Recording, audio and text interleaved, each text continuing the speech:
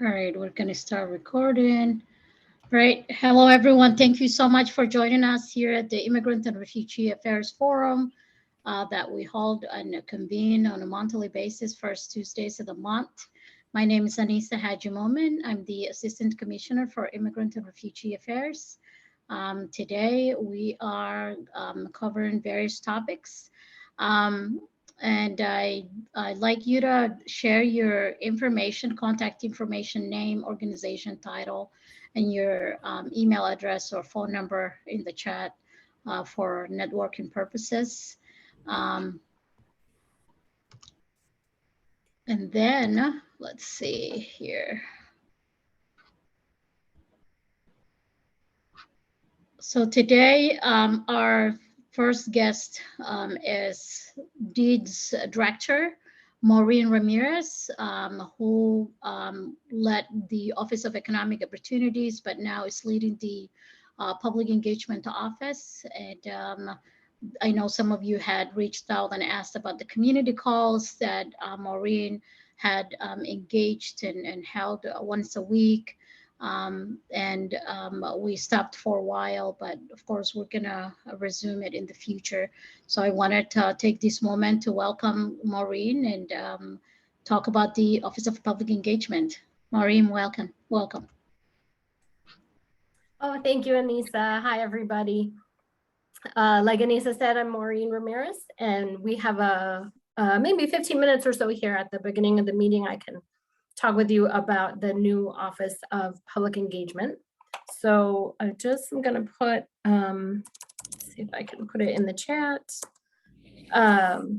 Last week on Tuesday, and a big thank you to Nalima Satete Munene, who's on the call, who had us out to Acer to make an announcement about this new office. Like Anissa said, the Office of Public Engagement at DEED is a little bit of a renaming and a little bit of expanding a role of outreach and work that I've been doing with the agency in the last almost 3 years. When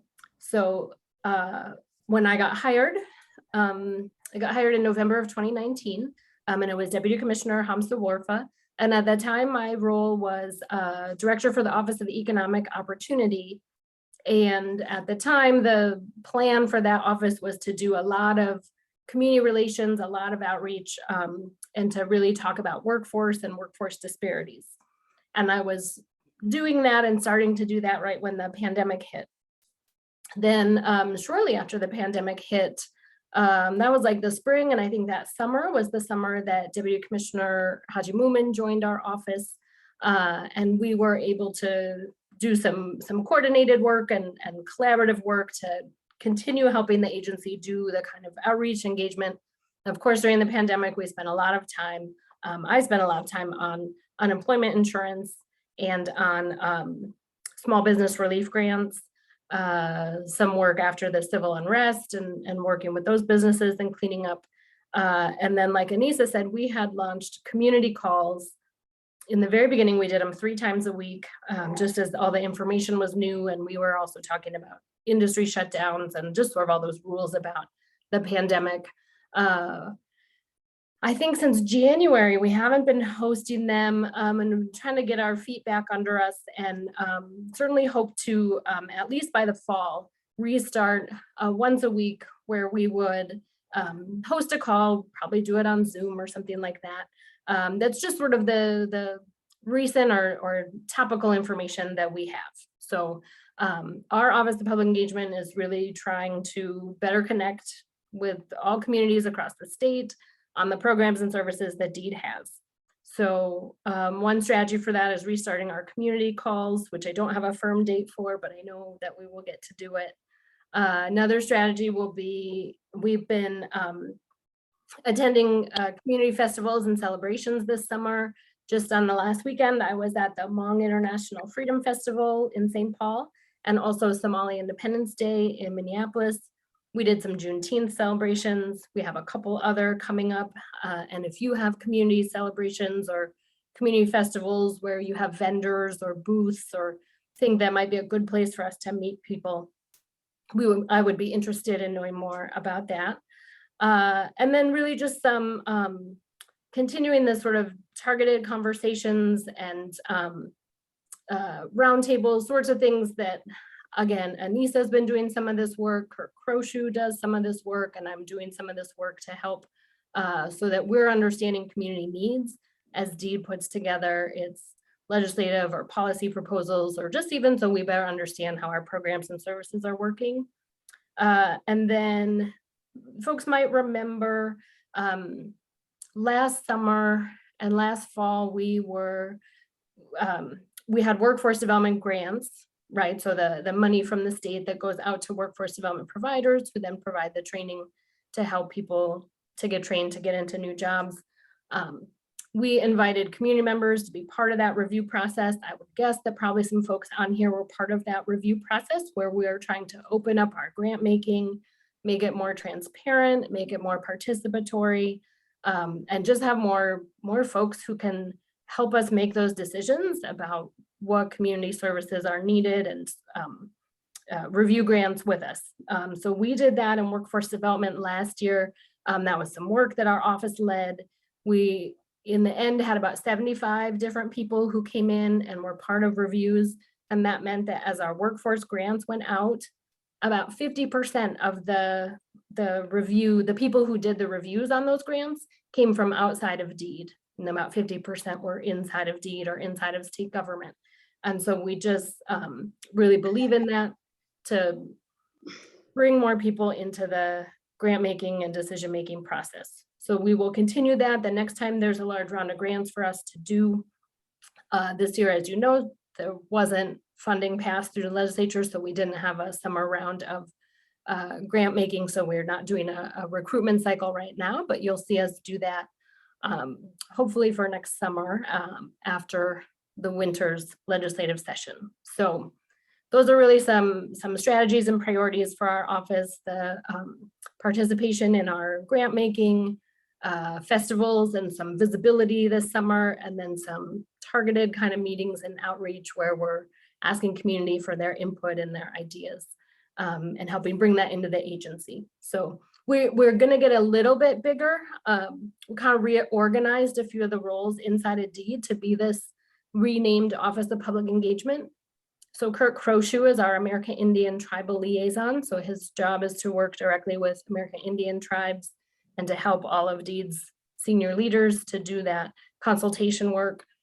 Kirk is a part of this office, and then Nima Hussein is a newer staff person who will be part of that office as well. And then we think we'll get to do one more hiring, and then we've got a couple other ideas we're trying to plan out and see if we can do it. So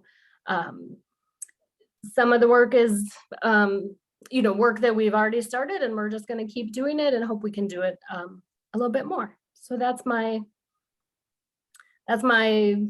I don't know, medium-sized version. That probably wasn't the short version, but it wasn't the long version either. For our Office of Public Engagement, and I would be happy to answer any questions. Oh, I'm also going to put, so in the chat, I think I put one of our NPR stories about it, if you want a little place to read more about it. And then we did, most of you know how to reach me. I will include that too, but we got a new email address that we hope will be kind of easier, that folks have any kind of question or want to do any sort of connecting with us, ask deed@state.mn.us. I think I put a comma in there, so I'll put it again. Okay, but that's what I have. Anissa, I'm happy to answer any questions you have or any questions that your participants have. Thank you, Maureen. Anyone has any questions, comments? You can either use the chat function or hand raise function. Thank you.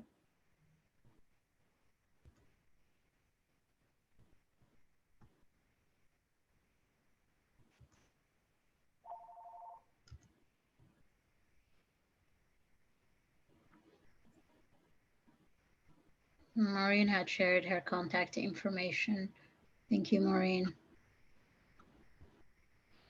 And we're working on a website so people can go there and see it too. And that's where we'll put the rest of our information, make sure this audience is connected to it. I'm excited to continue the work. And again, any suggestions that you have, things you want to see the agency do, that's what we're here to learn and do that with you. So please let me know.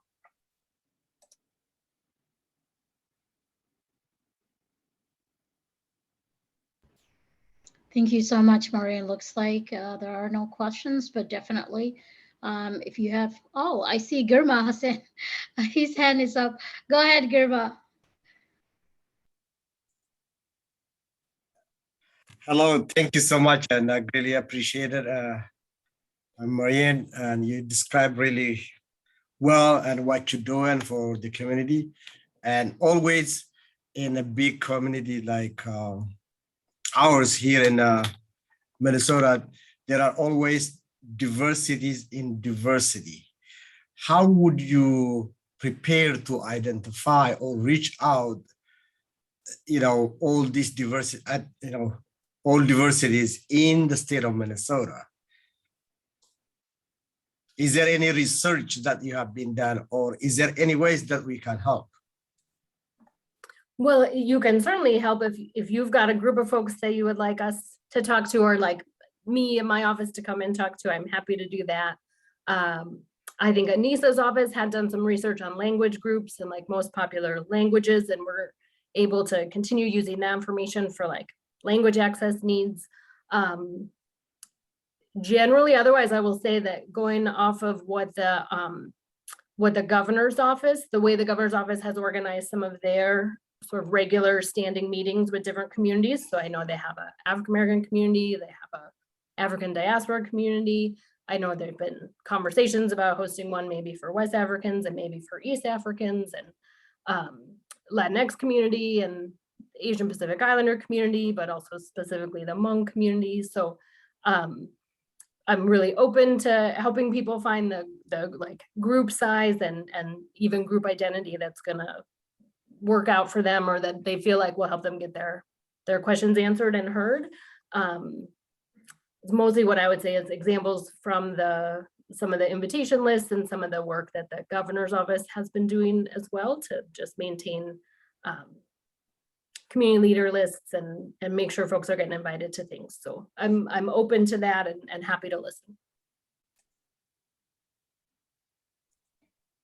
Yeah, I just have a reason to say that, from July 16 to July 23rd, the Oromo community of Minnesota has a kind of sport tournament, and that's going to be big and big event, annual event, of course.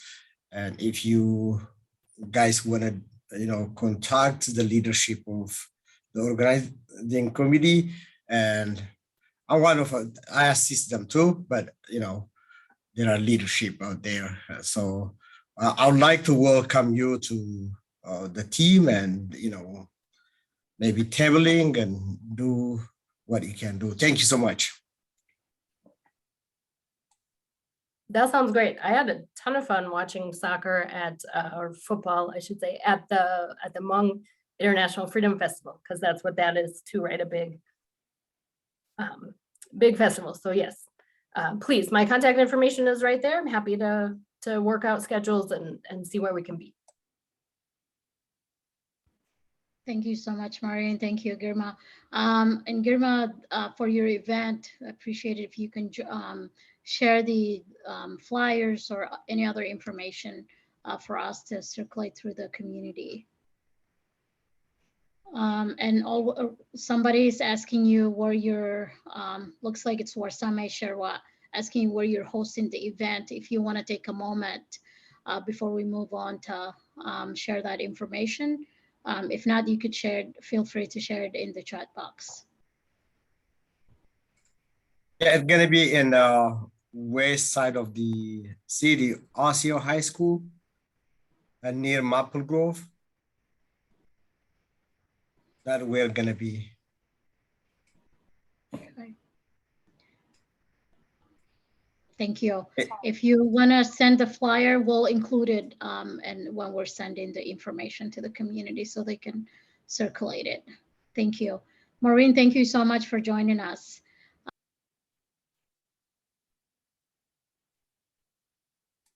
Oh, Anise, I think you must have bumped your mute button. Thank you. Yeah. Appreciate it. All right, so our next guest speaker is Ken Kawamura Jr., who will be presenting on behalf of an employer, Union Pacific, that's interested in hiring immigrants and refugees. Ken will share with us what kind of immigration status they're looking for, positions that are open, and any other useful information to the community. Ken, thank you so much for agreeing to present to the participants here at the forum. Welcome. Well, thank you. And thank you for having me. I'm going to go ahead and share my screen here real quick.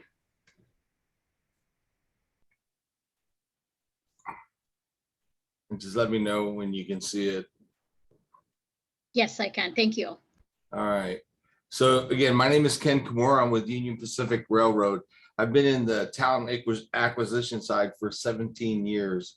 I had the opportunity to actually go to your state for the first time last month. I'm in San Antonio, Texas, but I really enjoyed my time there in Minnesota and in the Twin City area. But real quick, I just want to give you a high level overview of our company, a little bit of our history and why we think that we're probably one of the best companies to come work for. Hi, Victoria. Yes, hello. Okay. All right, I'll go on.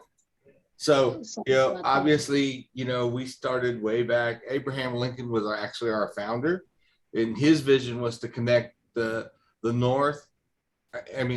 East and the West after the Civil War to bring the country back together. Unfortunately, he passed away before he could see his dream come true, but Union Pacific was founded with federal grant money and federal land, and they started in Omaha, Nebraska, and then the Pacific Railroad started on the West Coast in the San Francisco area.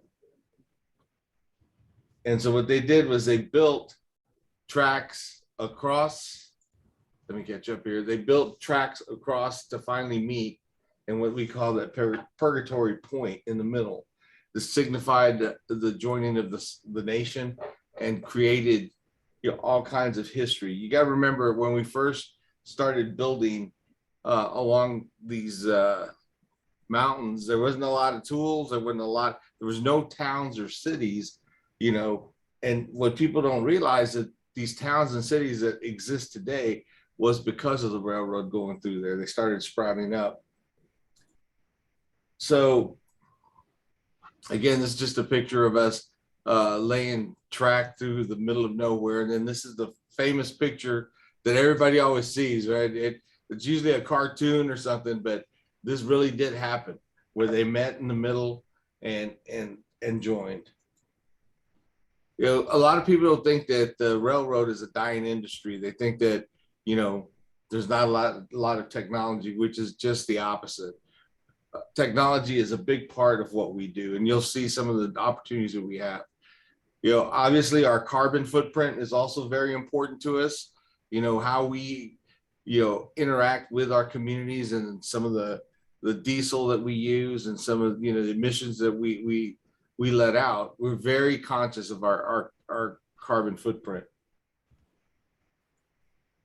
So, here you see the four pictures. On far left, we really don't need anybody on a locomotive to operate a locomotive. Everything is remote control, through our satellites. But we still have two people on there. But when you go into our yards or our property, you see that green box at the first picture the gentleman has. It's a remote control device. And we can actually operate all the locomotives off of that box in that one yard. In the middle there, you see our dispatching center, which is actually underground in Omaha, Nebraska.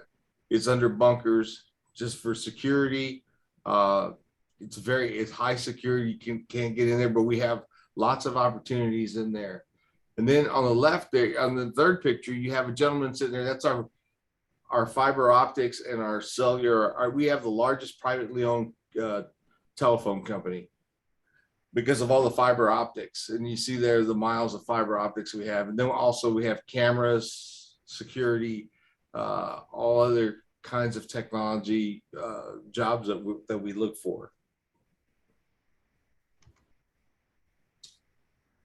So one of the things that we like to say is that, you know, we start every day. Anything that you touch has been on a train before you've touched it. From your electricity to the clothes you put on to the breakfast that you eat, you know, it's been on a train. Maybe not the form that you see it, but in some form or it has been on a train.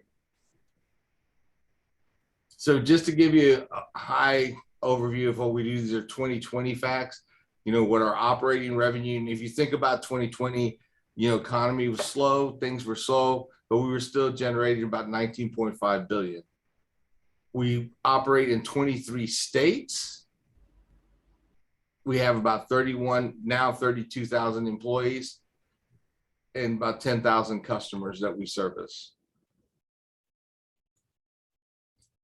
So one of the things that we'd like to talk about is the pride that our employees, and this is why, you know, speaking to a group like this is very exciting for us and very important, because we think that the diversity of our company is what actually makes up our company, right? We have to have diversity. You know, diversity, you know, we made a commitment 3 years ago with all the social unrest that we were going to make a difference inside the company and in our communities when it comes to leading our diversity efforts. So it's very, very important to us. We have different resource groups, employee resource groups. You don't have to be I don't have to be a vet to belong to the vet employee organization. You can join anyone as an employee. But we really feel that this is what's going to take us to the next level. We already are the largest, we're the biggest, but to continue to be the best, we need to embrace diversity. So one of the things that sets us apart from a lot of other employers is we don't pay Social Security, we pay railroad retirement.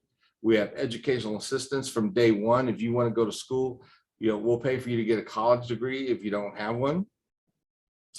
So it's also different because, you know, you don't have to pay up front. We're going to pay the cost for you. You don't have to go to class, pay for it, and then bring us back your grades or your, you know, certificate, whatever, to show us.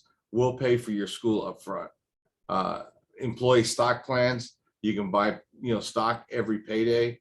Our retirement funding, we add additional funds to that. And then our medical, dental, and vision insurance. For agreement folks, it's about $200. That's our union personnel. It's about $200 a month, which is like $100. They get paid twice a month, so it's $100 out of their paycheck. But it covers them, their entire family. And it covers medical, dental, vision, and life is additional. But the first three, the medical, dental, and vision, is covered in that $100. And it covers pre-existing conditions. It covers one child. It covers 100 children. It covers, you know, your spouse, significant other, you know, whoever qualifies to get put on there.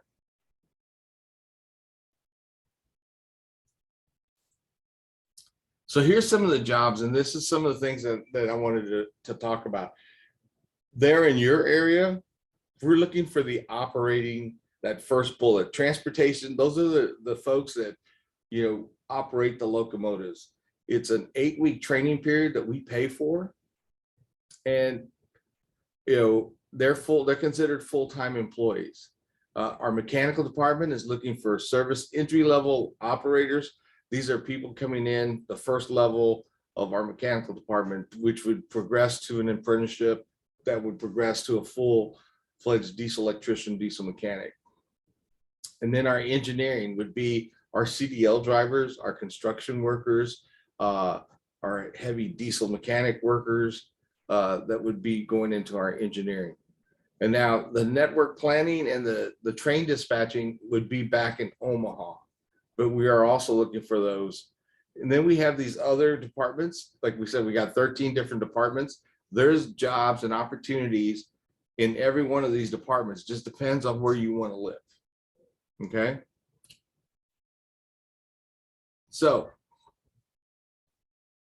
we did talk, earlier, we do not sponsor. You have to be an American citizen or, authorized to work in the United States to go onto any of these positions.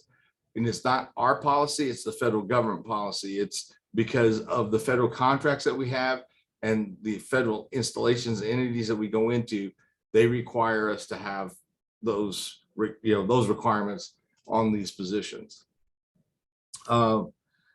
If depending on the transportation job, and I'll stop sharing here. The engineering jobs and the transportation jobs all pay well. It just depends on what you want to do. We're very big into our second chance hiring program. And we find that we're probably one of the highest paying employers when it comes to things like that. If you take someone into our transportation program, they're going to make about 40 to 60,000 the first year. And then within 5 years, they should be well over 100,000 a year. If they're safe, they show up for work, do their job, there's no reason for them to be at six figures in 5 years. These are careers. People don't leave here. The benefits are excellent. Once people come to work here, they don't leave. But we're just like every other company right now. We're having a struggle, especially in Minnesota, finding workers and finding, talent to come in and take these jobs. So much so that we're offering people from Texas and California almost $40,000 just to move to Minnesota. Because here in Texas, we put up a class of 10 people. I have 10 openings. We can fill those 10 openings within 45 minutes. LA, Los Angeles, the same thing. Minnesota, we had a class start when I was there last month. We were anticipating 10 to start. We had 2 that started. I'm about 90 people short right now from January to today of slots that I did not fill in the Twin City area. So I'm asking for your help. If there's anybody that that would like to know more about the opportunities at Union Pacific, I'm ready to talk to them, ready to help them through the hiring process. We've got recruiters that could also help on the ground, but we're asking for your help to get the word out, to go to our website, up.jobs. I put my information on the chat. If you want to get a hold of me later, I'll be more than glad to talk to you, individually about some of the things that we have and some of the jobs. Yeah, I see a hand up.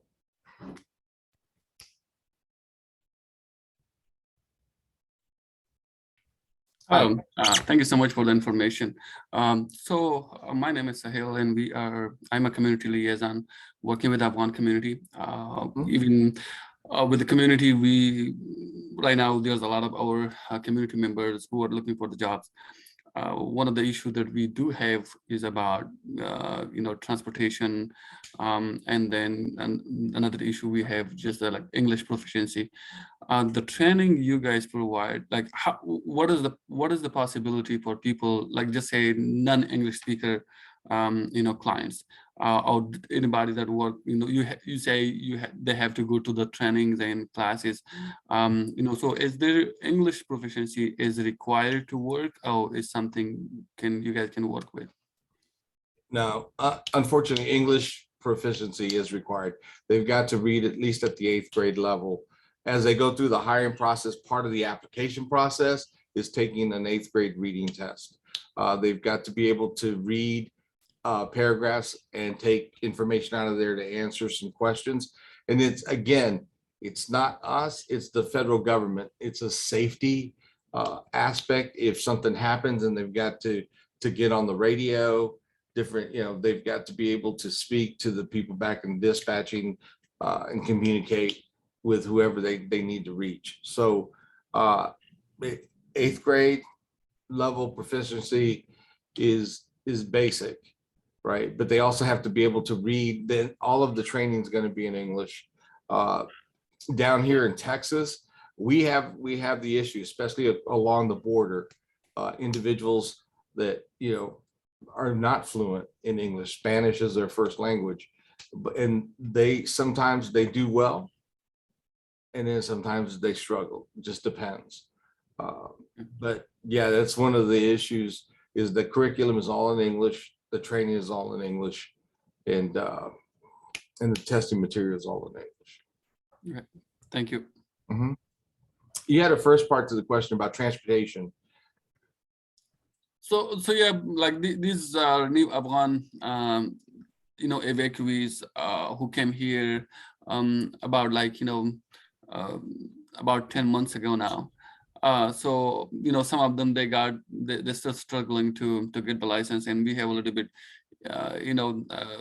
problem in Minnesota to get the license quicker to the individual. So just say the reason say where the jobs are located, and is there going to be a problem for the transportation because it's really out of the limit of the city or something, and there's not public transportation available.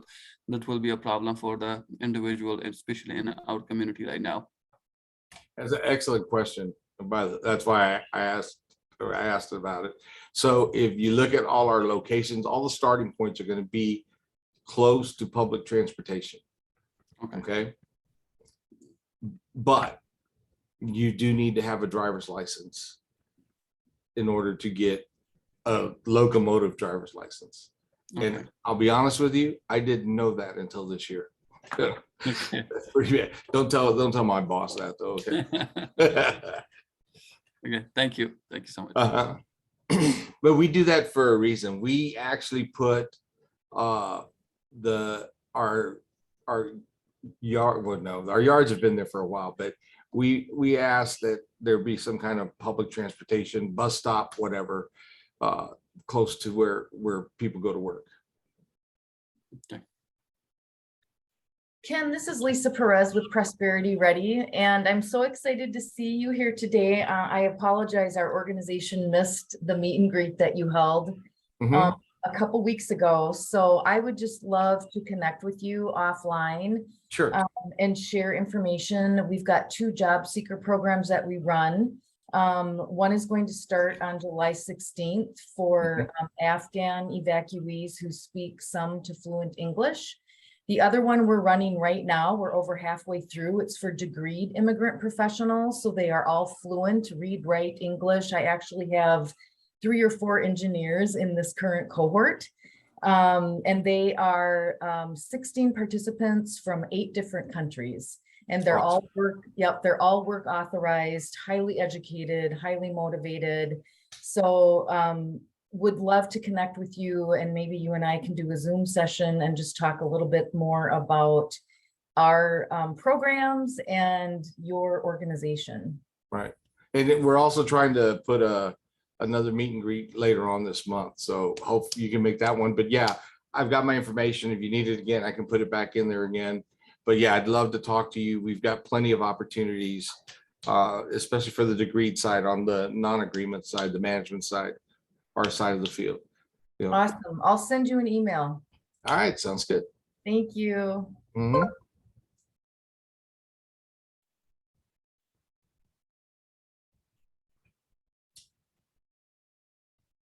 So again, I put my information out there.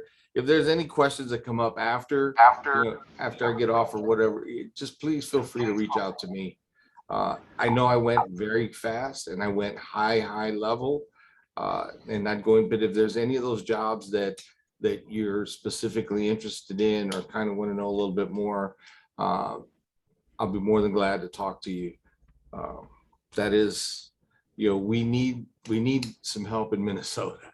In fact, right before I got on this call, I got reminded, that we need to hire some folks. So we'll take your help. And there are a lot of people looking for jobs and, are also citizens. I was going to ask the entry level. So regardless of the position, every applicant should have a driver license. Is that correct? Well, for transportation, if they want to operate a locomotive, yes. Okay. Or, they need to have it prior to starting. If they want to work as a mechanic, it's not that important, but they got to have some kind of identification so we can complete the I-9, right? A state ID of some sort of passport, that'll work. but they don't necessarily need a driver's license. Okay. If they want to go into the engineering, they don't need a driver's license, but it would really be helpful. And not only a driver's license, but if they have any CDL credentials, that would even be better. But they don't necessarily need to have a driver's license. Now, for the transportation, though, the people that operate the locomotives, the 2 people that are in the locomotives need to have a driver's license prior to starting. Mhm. Got it. Thank you so much. Mhm. All right. And our next speaker is Ben Baglio. He is the Director of Governor's Workforce Development Board. He'll be presenting on the Workforce Development Board and the new American Task Force that has been initiated a few months ago. We are collecting data and information and recommendation. I appreciate it if you can mute yourself, please. And the community's input is very important. So Ben, you're here. Perfect. Welcome. Thank you. And I'm going to do my best to share this. And I apologize. All right, so don't freak out at my background here and everything on my desktop. All right, is that showing up all right? Yes, thank you. All right, thanks, Anissa. So as she said, my name is Ben Baglio. I'm the director of the Governor's Workforce Development Board, which is housed at DEED. So I'm just going to give a little background on the Governor's Workforce Development Board and who our members are and our structure, and kind of the role that we play in the workforce development system, and then turn more towards the GWDB New Americans Task Force, which is the main reason why I'm here, and give you all the ability to weigh in and hopefully beef up our report a little bit, which will have some recommendations. So I'll dive into that. So a lot of text on a slide. I apologize for that. I always struggle with that, I admit. But so the Governor's Workforce Development Board was created in 2014 when Congress passed the Workforce Innovation and Opportunity Act, or WIOA, WIOA. So part of WIOA was the creation of state workforce development boards like the GWDB in Minnesota. And so that's also created under state statutes as well. We do have the largest state workforce development board in the country. The legislature provided us with that. So sometimes we try to do a little bit more through our committees than our full board, which is, I believe, 62 members if they're all filled, both voting and non-voting. But per the federal law, over half of our members come from business or industries, so they represent employers in in-demand industries. 20% or more of our members must come from labor unions and community-based organizations, and so we have 6 labor unions on our board, and then also 4 community-based organizations. There's the commissioners from various state agencies that all play a role in workforce development, of course, including DEED, but also DHS, Office of Higher Ed, Department of Labor and Industry, and others. There are key education partners there at the state level, as well as individual institution level. There are 2 local elected officials, 4 legislators, and a bunch of other stakeholders, including some advisory councils as well. And so the GWDB role itself, it kind of plays some advisory functions, and as far as issuing recommendations or advice to the governor's office, to the state agencies, to the legislature. We have some required reports that we put out, and that's how we do some of that. And then there's also the compliance and kind of oversight role. The WIOA state plan is kind of one of the big things that we do, and I don't want to get too in the weeds on some of that compliance stuff, but as required, our chair comes from business. So our current chair is Laura Beath. She's a vice president at M Health Fairview. So the main kind of stuff that the GWDB looks at are those WIOA funded programs, right? So WIOA created the GWDB. It also creates for, big program streams. Again, I don't want to get too in the weeds on this, but so, titles 1, 3, and 4, those are, programs that are administered through DEED, a lot of times at the local level, actually. So through one of the local workforce development boards. But then also Title II, adult-based education, is at the Minnesota Department of Education. Most of those WIOA programs, right, that the GWDB kind of looks at are branded as Career Force. I'm sure you're all familiar in different degrees with what Career Force is and those physical locations, but there is also some overlap and some kind of intersection with other workforce development programs. Some of them are included in our WIOA state plan, like our state strategic plan for workforce development. Otherwise, the GWDB plays a role in supporting, cross-agency collaboration that goes on beyond just WIOA. So big part of what we do is, providing guidance or recommendations on how to better align our programs or our services, across the state agencies and across our systems. Again, WIOA state plan that the GWDB coordinates is a big piece of that. We also put out a legislative report every 2 years that includes recommendations. And then we also have the ability to put out other reports or recommendations, which is kind of where we're going with this. So our full GWDB structure, right? So we've got the full board at the top. We've got our executive committee, which we're working to kind of restructure a little bit. So that way we'll have commissioners for more state agencies on our executive committee and kind of create a little bit better of a, regular touch point, specifically focusing on workforce development across our other agencies. So our executive committee soon is going to have the commissioner or their designee from DEED, Department of Labor and Industry, DHS, education. And so we're really hoping that this kind of helps bring things a little bit more together through our state workforce development board.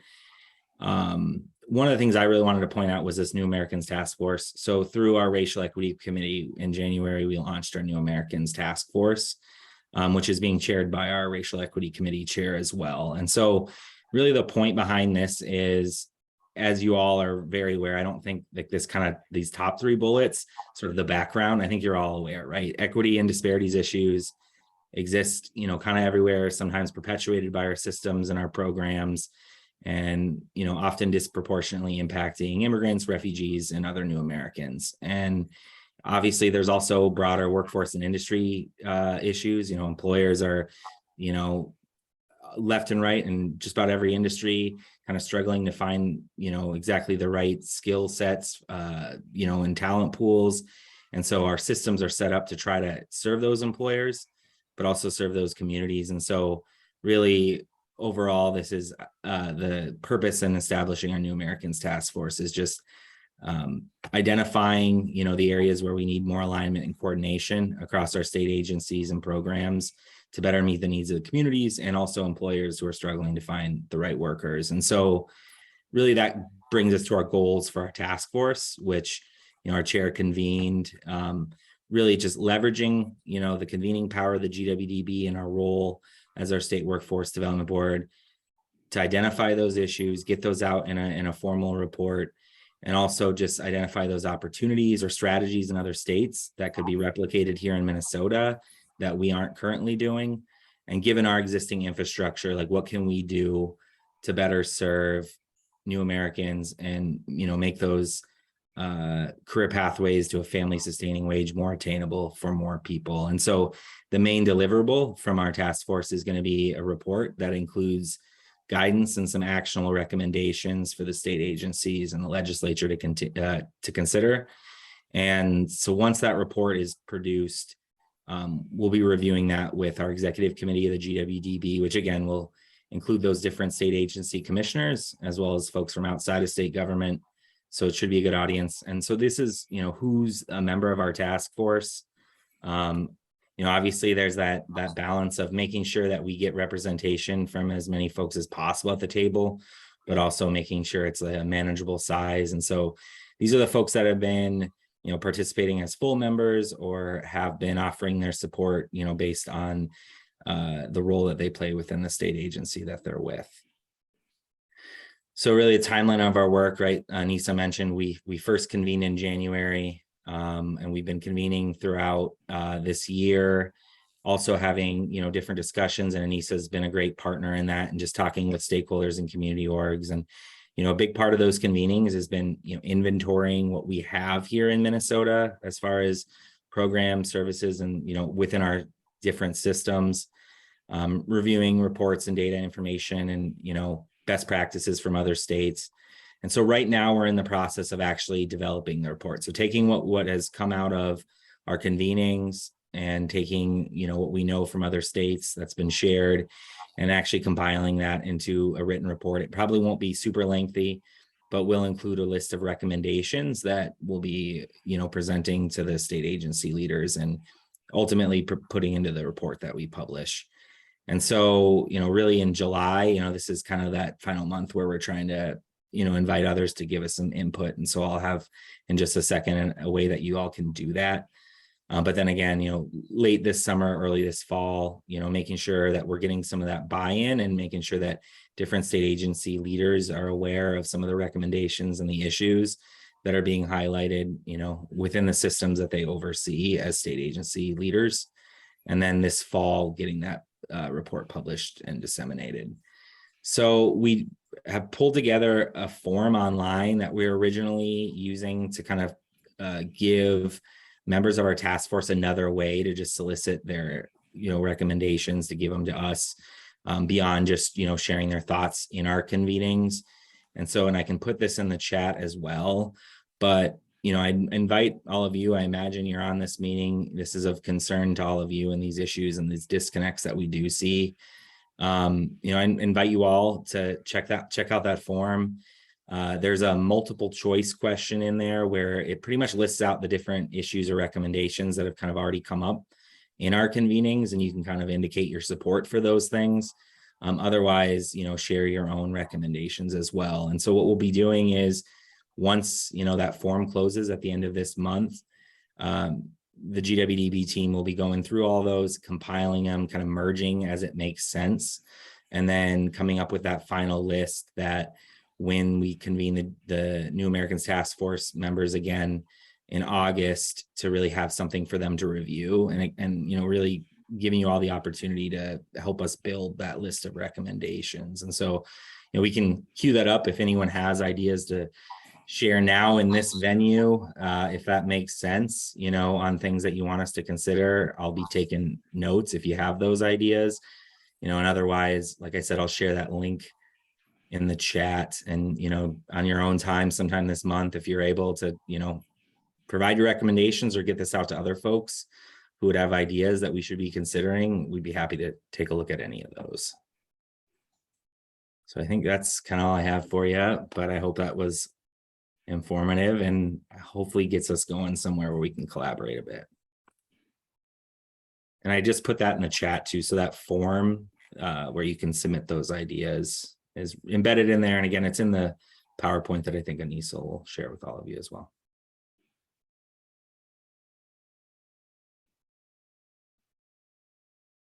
You're muted, Anissa.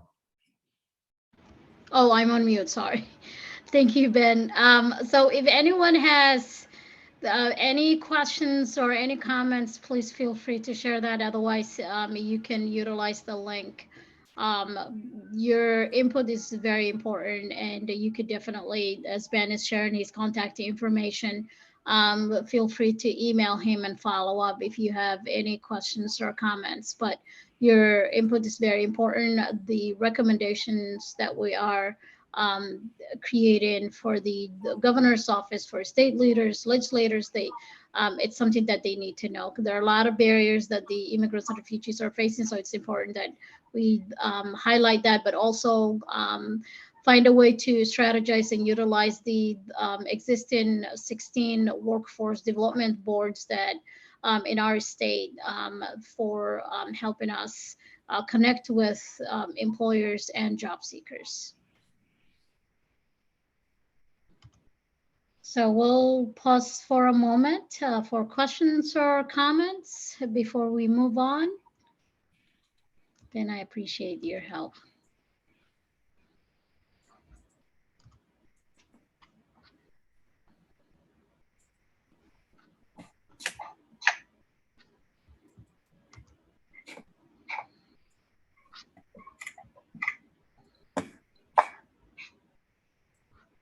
All right, I don't see any hand raised or anything in the chat box. Thanks for having me. And if anyone has, wants to shoot me an email, they're welcome to also, to kind of figure out the best way to beef up the report and get the best most comprehensive recommendations in front of state leaders as possible to make sure we're better serving folks. Definitely. Thank you so much, Ben. It looks like we're ahead of schedule. Our final presenter is from CABI USA. Dawn is going to be joining us and talk about the immigrant, foreign degree immigrant training program. CABI USA is one of the organizations that had been funded to implement this program. And I realized that many community members and stakeholders reached out wanting to learn more about it. So I thought I would invite CABI USA to explain what they're doing, how the program is going to be implemented. And I also recognize that Lisa Press with Prosperity Ready is also one of the nonprofit organizations that are implementing and contracting with CABI USA. So this is a great thing. I'm glad that both of them are here. Dawn, welcome. Thank you so much, Assistant Commissioner Nisa. We're privileged and honored to be here today. I'm going to try to share my screen. And let's see if I can pull this over here for us. Okay, is that working? No? No, not yet.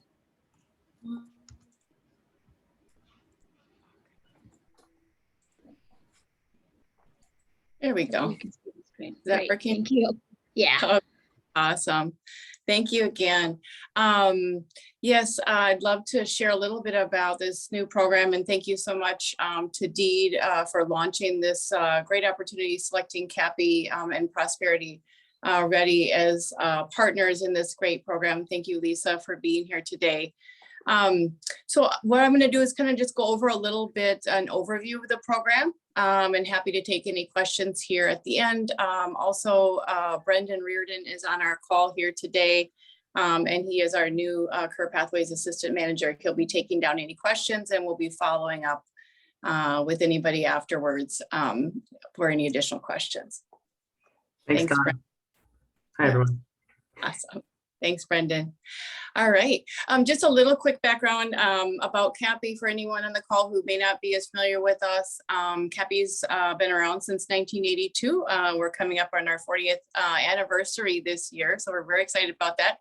Our mission is to guide immigrants and refugees in their journey towards self-determination and social equality. We have 2 community-based centers. We have one, our headquarters is in Brooklyn Center. We moved, we kind of renovated a building here on Brooklyn Boulevard in 2018. And we have a long-standing location on East Lake Street in Minneapolis. In 2021, we did serve over 11,000 community members across 3 pillars of the organization: basic needs, economic empowerment, which is where this internationally trained healthcare professionals program will fall, and civic engagement and public policy. 95% of persons that we serve are refugees, immigrants, and or members of our BIPOC community. We have 48 staff, 75% of our staff are communities of color. Collectively, we speak 12 or more languages at any given time. Here's just a quick agenda of our programming that we're going to kind of go over today. We're going to talk a little bit about the target population of the internationally trained healthcare professionals program, the geographic area, a summary, our program structure, kind of a closer look at colleges and universities that we will be working with, some of our other educational partners, what the transcript review process kind of looks like, some supporting agencies with that, a closer look at some of the colleges and universities, and then our retention, placement, and advancement services related to this program.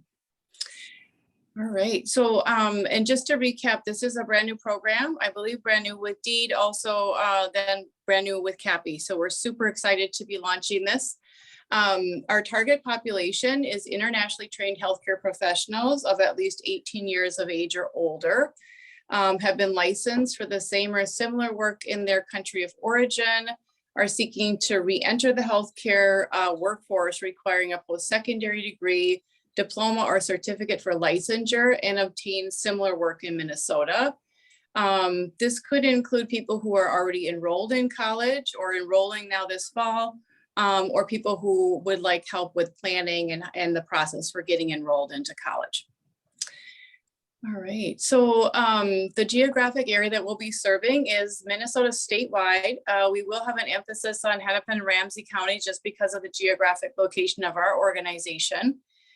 We are seeking to serve about 50 people between now and June 30th of next year. So about 12 months, about 50 people, just to give you a feeling for the scope and size. Again, we can really focus on a couple different tracks right now. One is people who are already enrolled in the MnSCU colleges and universities. So it is very broad and diverse in terms of the colleges and universities that we can work with. However, they do need to be Office of Higher Education certified. And again, it can be for people who are planning and would like to go to college. So maybe they have attended college outside of the United States and now they'd like to go here. And we will help them through the process. And again, I'll talk more about the credential evaluation here in a little bit. So a big component of this grant is not only helping people kind of identify colleges and get connected, but it's also helping people with credential evaluation. And there's a number of ways that that can happen. The idea behind credential evaluation is to support individuals to kind of go back and look at the credentials that they have and hopefully really shorten the amount of time that they would take to go through college here in the United States by having those credentials recognized. So there's that aspect. Oh, sorry. And we will also support people for going through the process of actually applying, including the FAFSA, which is the financial aid application. We have budgeted about $5,000 per person in this program towards tuition and credential evaluation fees. So just to give you a feeling for the support, and around $400 on average in support services, which could include laptop, transportation, and support such as that. And then we will have job placement and retention assistance. Okay, so the program structure is that we will be hiring actually one navigator for this program. It will be a highly person-centered program, so it will be very individualized service. This navigator will work with the person from the very beginning of the program until they exit the program. So I think that will be a great strength of the program. We also were funded through some expansion funding with DEED to add a halftime outreach coordinator. So we're really excited about this because we know it's going to be really important to get the word out there and help to connect the community to this really exciting new opportunity. So we'll be doing outreach to the general community, again, statewide, but also focus on Hennepin and Ramsey. And then we'll also be doing very strong outreach to colleges and universities, looking for individuals who are either starting up this fall or maybe they've already been in college, maybe they haven't went through their credential evaluation process, for example, and we can support them in that and maybe further shorten the amount of time that they have left in school. And or maybe they have student loans that were necessary because it didn't, their financial aid didn't cover all of the fees of their education. And so we can also come in and assess for that and provide services underneath the tuition and fees supports.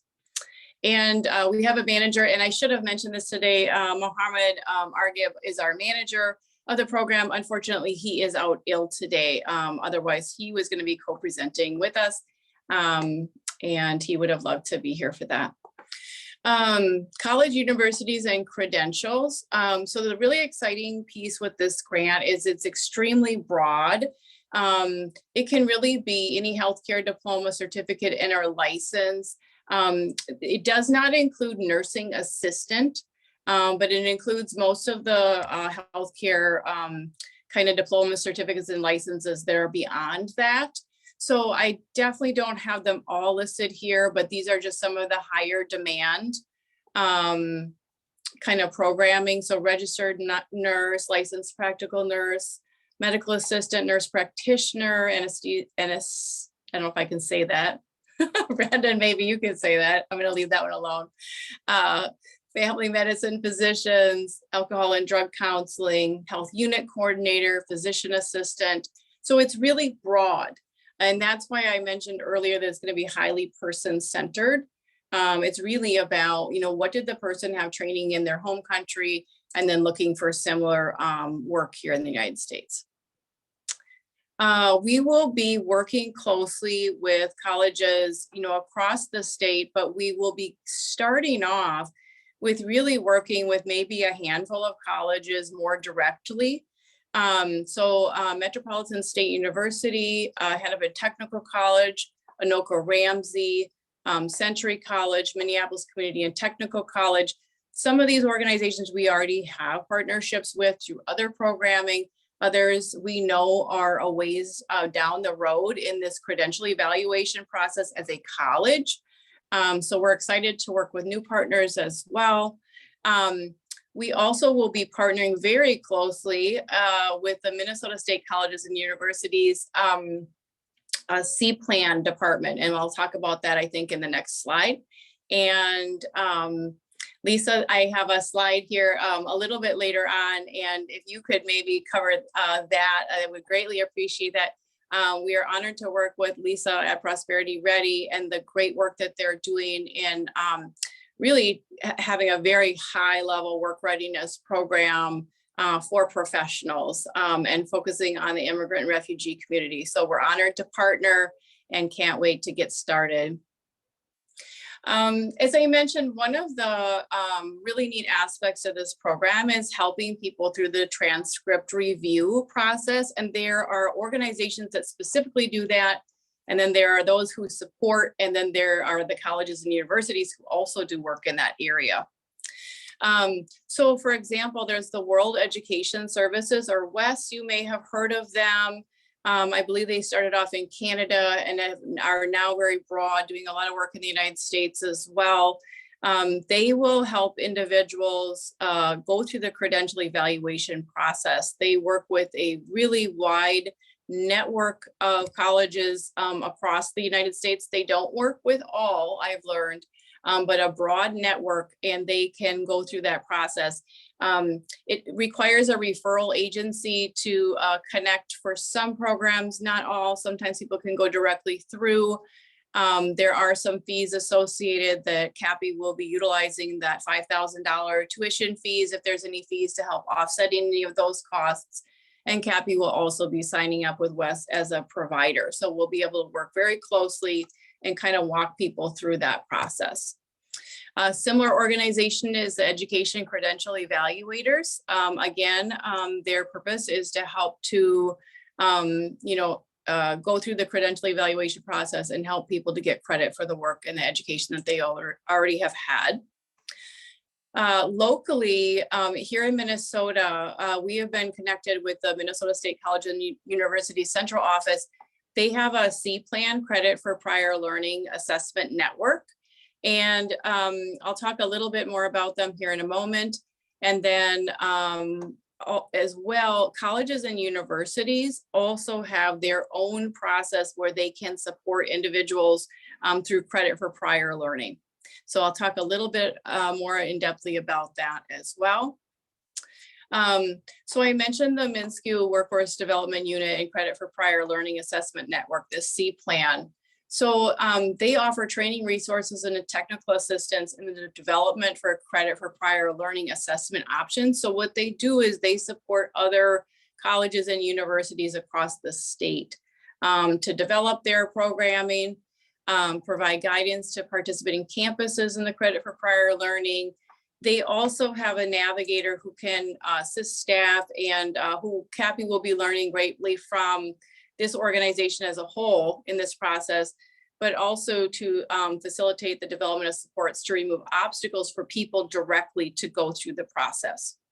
So it's kind of a hybrid of supporting the colleges and the campuses to have their own credit for prior learning process, and then also having some supports individually for participants, and also for supporting organizations such as CAPI to learn about this process and to get highly involved. So great organization that we're excited to be connected with. College and universities, a little bit closer look. One of our large goals in this program will be, and as I mentioned, we'll start off with developing relationships with the colleges and the faculty more in depthly with maybe a handful of colleges in this kind of first round of the grants. The services offered by colleges and universities may vary related to credit for prior experience and prior learning. However, different colleges do have some really great processes. Others are in development, others have fully developed. So for example, there's a credit for prior experience. This is an area where there could be faculty assessments and different processes and procedures put in place by the college to recognize the experience that people have.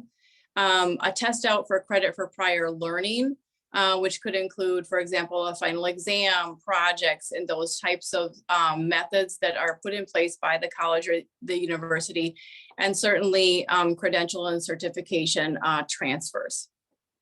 So again, the idea here is really to recognize the work that people already have done in education and their experience, and help to shorten the length of time that it takes to go through college here in the United States, and also, of course, the cost, and increase the amount of time that they can get a job much quicker and be earning an income. With that, I would love to turn it over to Lisa. And Lisa, I'm sorry, in my last edits, I realized that your title came off of your organization as I was making a final edit. But Lisa with Prosperity Ready, they will be providing a great work readiness programming. And I've kind of highlighted a few of the pieces here, including the training, some of the topics that they would include. And I know they also have a really great component is their expert facilitators that they utilize. And so, Lisa, I don't mean to just throw you under the bus, because I know I did not share this with you ahead of time. And so I apologize for that. But if there was anything that you would want to specifically share, feel free. Thank you. Thank you. I'm so happy to be here today. And thanks for the opportunity. We are so excited to work with CAPI USA. And yes, as you said, Dawn, we have work readiness training that's really specific for professionals. So very advanced job seeker skills. And you've done a great job capturing what we covered. So I'll just share a couple of data points with the group. In Minnesota, 70% of professional jobs are landed by networking. And so if you come to our state or to any state in Minnesota from another country, and no one is telling you or helping you or coaching you on how to build your social capital, it's going to be really difficult to land that professional job. And for our medical professionals, we know that it's even tougher, because they need to have something different than a resume. So they need something between a resume and a CV, because a lot of times getting a job in the medical field has to do with how much research you've done. Are you a published author? What has your practical experience been? So really providing people with the right level of support and education around what it takes to land a job in this field is important. So one of the things that we're really excited about, and Dawn and I haven't had a chance to meet yet because they've been just developing all this detail, but one of the things that Prosperity Ready wants to bring to this program is having local medical professionals who are executives in really good companies like North Memorial System and Children's Hospital System. We're going to do some focus groups with them and record them and have them give our job seekers advice on what it takes for them to interview and land jobs here in Minnesota. We will also put together a focus group of current medical professionals who are either still in their job search or have overcome some of these barriers, obviously immigrant medical professionals, to also get in some kind of focus group that we can tape so that they're offering advice from where they are currently sitting. So those are just some ideas that we have to round out our core curriculum that we can already deliver to these medical professionals. Awesome. Thank you so much, Lisa. That sounds excellent. And I can't wait to work with you all. And then the conclusion of our presentation is we will also help with job placement, retention, and advancement. So we'll help anyone who happens to be done with their education before the end of this grant period, which is next June. With a job placement, we have a large network of employers because we've been doing a lot in the healthcare industry for years at the organization. But also, I wanted to note that participants may exit the program while they're still in training. So if you know of someone who is like, hey, this program sounds great, but I'm not going to be done, by the end of next year, that is completely okay. I just want everyone to know that we'd love to work with anyone, and it's okay if they exit the program at that time. CAPI, as our larger organization, will continue to work with persons even if they exit the program. The specific grant dollars tied to this will have ended. However, we do anticipate having the staffing capacity to help people with job placement and retention even beyond that end date. And just as an organization, we do 12 months of retention service as a standard process. And I think, Gurma, thank you. I saw your note come through the chat. I do have my contact information here. And I will also put that in the chat at the end here as well. And I'm happy to answer any questions that anyone might have. Thank you so much, Dawn, and thank you, Lisa, for the presentation. I see that Gurma Hassan has asked to share your contact information, and looks like you have it there. If you could share it in the chat box, and we'll also include the slides, if you're okay with, to share with the participants and others that haven't been able to make it. And I see Emma. Emma's hand is raised. Emma, go ahead. Hi, thank you for the presentation, and I'm gonna jump right into it and ask the question. You're focusing quite a bit on international students. Are you going to be helping them in obtaining work permit or working those pieces up, or is it just going to be like optional or curricular practical training and then they have to go back to their country? Thank you. That's a great question, and thank you so much for asking that. So the idea behind this particular program is to support people who would then go on and work in the United States. So although helping people secure work permits is not an aspect of this particular grant itself, if individuals are in need of that support, we will absolutely be connecting them to those resources. Thank you again for that question. I'm happy to answer any other questions that anyone may have. Any more questions or comments? Anissa, this is Maureen. Can I ask a question? Yeah, please go ahead. Oh, thank you. Anissa knows this. I was just telling her that at the, we did a couple festivals this weekend. So I met a person who told me that they trained in Europe as a nurse and what should they do now in the United States. So is that, if I have a specific person and their contact information, would you like to reach out to them, or should I give them CAPI's information, or what would you suggest? We would love both. We would love it if you would share your information with us, and we would love if, vice versa, if you want to give our information to them. Rita, I think I saw you in the chat too. I was trying to email you and I don't think the email was going through. So let's connect here through this. But the enrollment for this program, I think I saw the question, Rita, your question, when will the enrollment begin?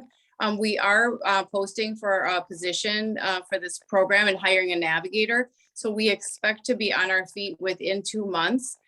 We are certainly absolutely taking referrals now so that we can start kind of building up who is interested in the programming, but it will take us a couple months to hire the staff and actually fully launch the program. But we are absolutely taking information about people who are interested in the program right now. Great, thank you so much. Gurma, go ahead. I cannot see Dawn's contact yet, and if you forgot it, just like to remind her. And I see you guys. There's static in your voice. I can't hear you well. You can turn off the camera if that would help. I see your organization does such an amazing job. It is very important for a lot of people. And I'm just wondering, your contact is so important for my community. And of course, I work with a lot of communities across Twin Cities and some other things. So I'd like to get your contact, and I really like what you do. Thank you. Thank you, Thank you, Girma. Girma, for your very kind words, and we're super excited to work with you all. I'm going to put my contact here in the chat here shortly, and look forward to talking with you. Thank you. Sahil? Yes, thank you so much, John, for the useful information. One quick question, especially Afghan community in Minnesota. So just say in last year, there was some of the community members, they were like, came here, they were just, went to school and in senior, they were enrolled in senior high. Those, like we had at least like more than 10 young adult that just graduated from high school. As the community struggling to settle down, is that program available for those one too, or they're only for the people who have like credential from other countries and regards?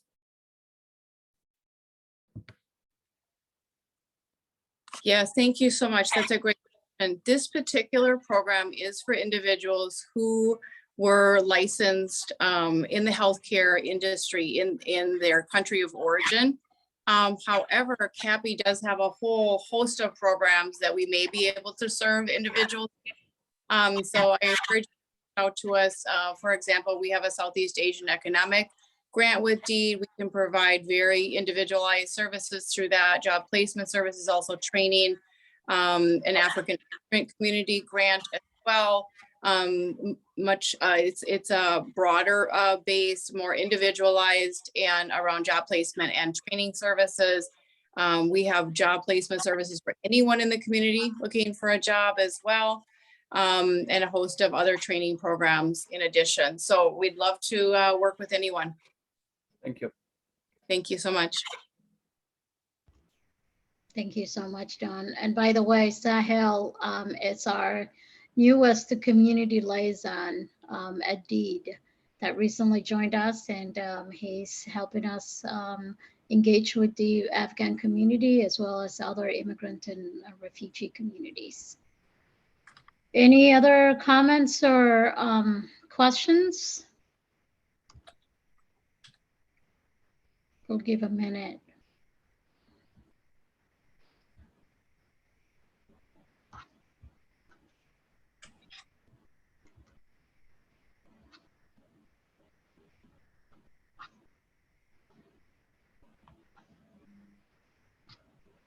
Thank you, Dawn, for sharing your contact information. If anybody wants to reach out to Dawn, you could definitely do so. And we just wanted to make sure that the community members and advocates are aware of this program and understand how it's being implemented and who to contact and how to go about it. So please do share. Looks like that's it for our today's program. We can take 8 minutes back, and thank you so much for joining us, and I appreciate you all, and we'll see you in August. And before that, we'll share the information about the blog and also include other materials so you can share with other community members that weren't able to join us. Thank you so much and have a great week. Thank you so much, everyone. Take care. Thank you. Thank you. Thank you for organizing. Thank you.